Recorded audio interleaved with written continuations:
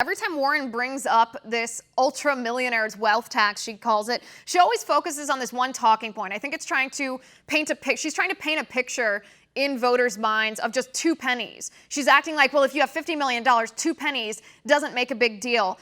But if that's truly true, if 2 cents really isn't stealing that much money from these individuals, then how on earth could it pay for the Green New Deal, Medicare for all, free college, free technical school, raising wages for childcare workers, universal childcare, universal pre-K, forgiveness of all student loan debt in our country? I mean, how does she think she's going to stretch these 2 cents to actually pay for all of those things for free?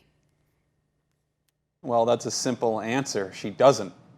This is just a ploy here to win over some Bernie voters. She's not doing so well. I mean, she's in the middle of the pack of the polls. She's trying to bolster her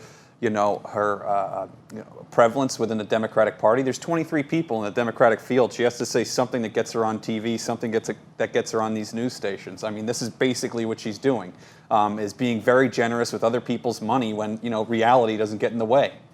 Right. I think she's using a play from the Alexandria Ocasio-Cortez handbook where she's trying to care about the so-called moral accuracy of her policies while ignoring the factual accuracy of her policies. But when you're stealing other people's money, that is not the smart thing to do or the moral thing to do. What's going to happen if we would, God forbid, get Elizabeth Warren as president and she would, God forbid, implement a wealth tax on these ultra millionaires is if she tries to have government pay, I should say, for all of these plans, all of these policies, it will, make no mistake, inevitably lead to serious tax hikes, not just on millionaires or ultra millionaires, but on the middle class.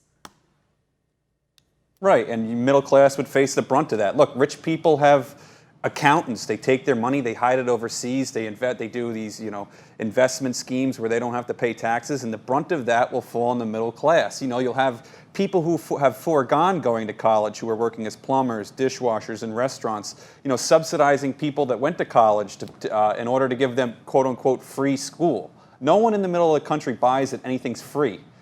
So she's going to have a really hard time. And most of the Democrats, if they keep throwing out this free stuff, they're going to have a very hard time winning over those Rust Belt voters. Those are the ones they need to beat Trump. So if they keep up this rhetoric, they're going to have a really hard time winning in 2020.